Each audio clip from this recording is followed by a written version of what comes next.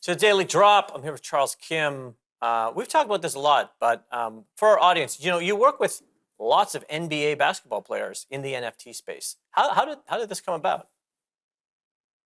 Yeah, that's interesting. So our company Crave, which I started about 5 years ago, was the genesis was I realized what technology has done was, and this goes back to Web3, is that we want to give the power back to the players. And 20 years ago, these players wanted to get a shoe deal, Nike deal, or Adidas deal, but for us, it's about owning their IP, owning their content, and understanding that they are the brand. And NBA is extremely popular in China. I really started with Yao Ming when he became the first international player drafted number one, and that really was the genesis of NBA. And NBA today in China, there's probably over 600 million fans in China that love NBA.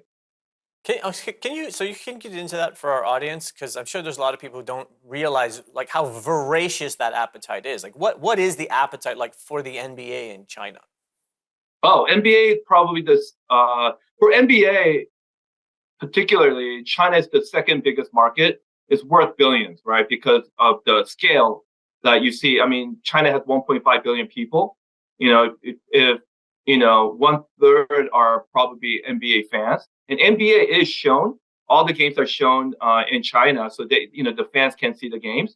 But the problem is they can't travel to the U.S. to watch, to actually see a live game, right?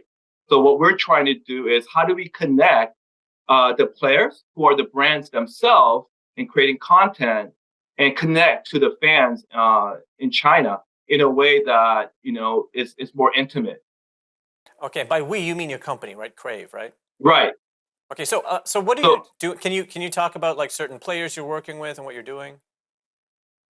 yeah, so we're working with a number of players. I don't know if I want to mention their name here, but we're working with a number of NBA players. We're working with a number of NFL players, and what we're trying to do is using Chinese social media to create awareness and create interaction with their fans in China, and ultimately build their own content and build their own brand to monetize these fans, right? And convert these fans and for monetization and really get connected to them. So what we're doing is we're really working with these individual NBA players to help them really monetize and build their own brand beyond, being just a basketball player.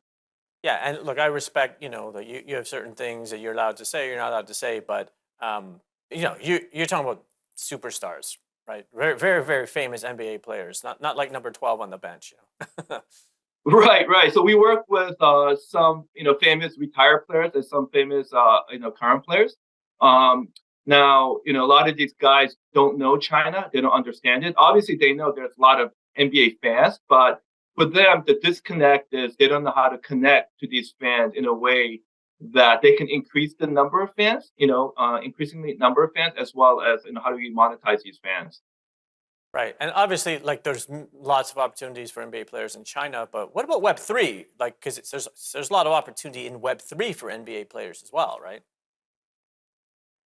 That's correct. So one of our ideas, and we're working on right now, is, for example, we'll take a basketball player and we'll make a limited edition shoes. So let's say we create 10,000 shoes that's limited edition only for China. And what we'll do is we'll create an NFT with it. So every person who buys the shoes will get an NFT. And within that NFT, it could be a QR code.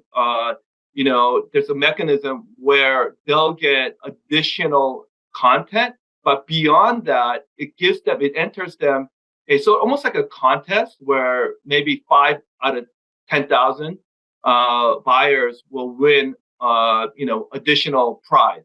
For example, it could be a limited edition signed jersey, right? It could be a meet and greet with the player. So it incentivizes and gamifies, these products using NFTs in a way that, they haven't done before.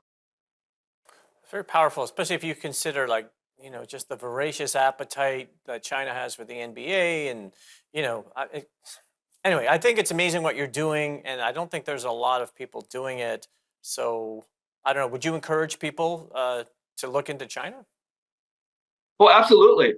I mean, beyond politics, let's forget about politics. Beyond politics, there's 1.5 billion people. That's the size is 5 times bigger than the United States, and they're like everybody else, right? As the middle class is growing, they want to watch basketball games, they want to listen to music, and they want to make purchases, right? And they want to get closer You know what, to Charles? their to their celebrities. Yeah, let's get more into it after the break. I got Charles Kim here